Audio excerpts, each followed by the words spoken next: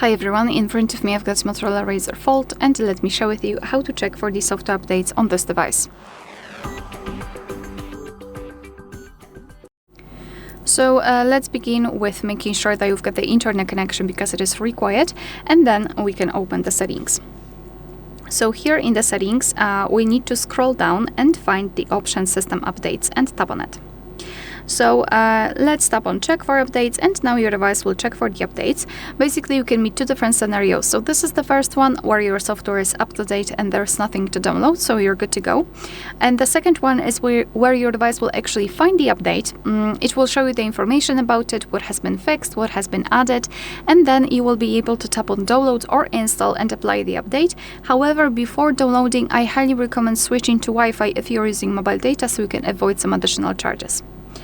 Alright, so that will be all. Thank you so much for watching. Please hit the subscribe button and leave the thumbs up.